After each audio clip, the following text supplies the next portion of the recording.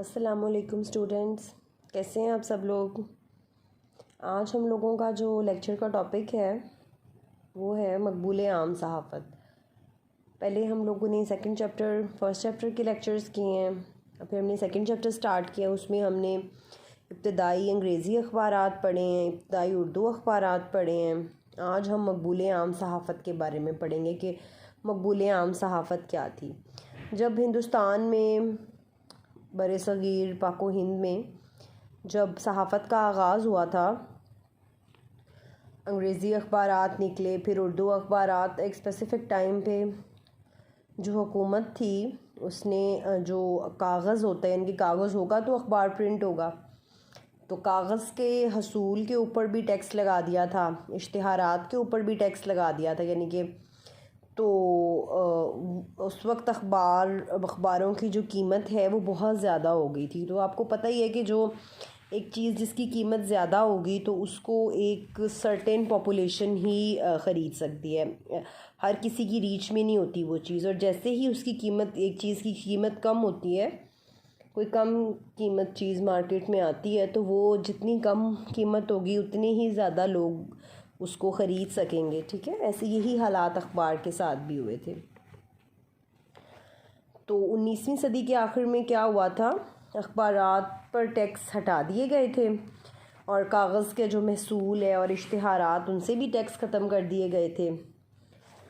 اور پھر اس کے علاوہ جو رام موہن رائے اور سر سید احمد خان ہیں، انہوں نے یہ ایک بیڑا اٹھا لیا تھا کہ جو مسلمان ہیں بر صغیر کے، ان کو ہم نے تعلیم کا جو زیور ہے اس سے ہم نے مطلب تعلیم کا جذبہ پیدا کرنا ہے۔ ظاہر ہے وہ تعلیم حاصل کریں گے تو وہ انگریزوں سے اپنا حق وصول کر سکیں گے۔ آزادی کے لیے بھی ان میں تبھی جد و جہد پیدا ہو سکتی ہے جب تک انسان میں تعلیم نہ ہو، شعور پیدا نہیں ہوتا۔ تعلیم جو ہے وہ شعور بھی پیدا کرتی ہے انسان میں، ٹھیک ہے۔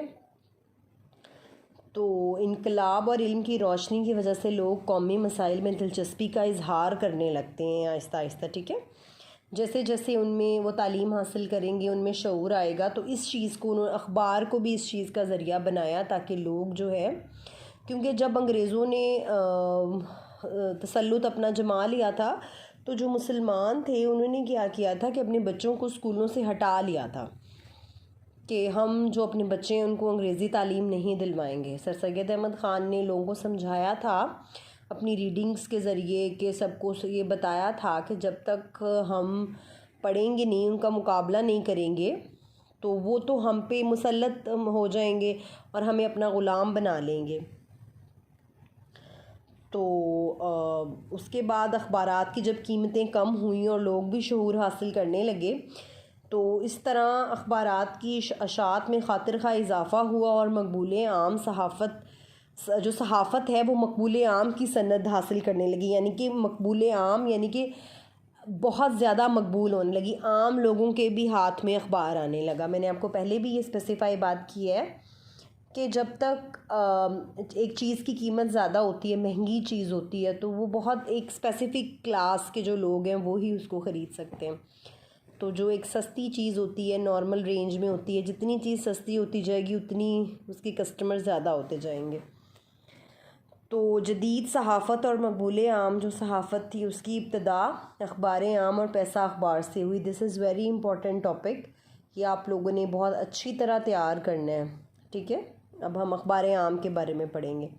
یہ 1871 کو جاری ہوا اخبار، اور اس کے جو ایڈیٹر تھے وہ پنڈت گوپی ناتھ تھے، اور اس کے جو مالک تھے وہ پنڈت مگند رام تھے۔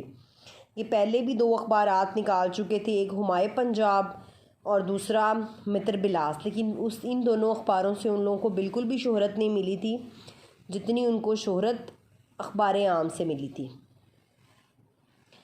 اچھا، اس کی جو مقبول ہونے کی وجوہات تھیں وہ کیا تھیں؟ اس میں سب سے پہلے تو اس کی قیمت بہت کم تھی، جو باقی ہم اثر اخبار تھے ان سے بہت کم قیمت تھی اس کی، اس وجہ سے غریب لوگ بھی اس کو بہت زیادہ پسند کرتے تھے۔ پھر اشتہارات کی پالیسی بہت ڈیفرنٹ تھی، یعنی کہ وہ اخبار کے اندر نہیں چھپتے تھے اشتہارات،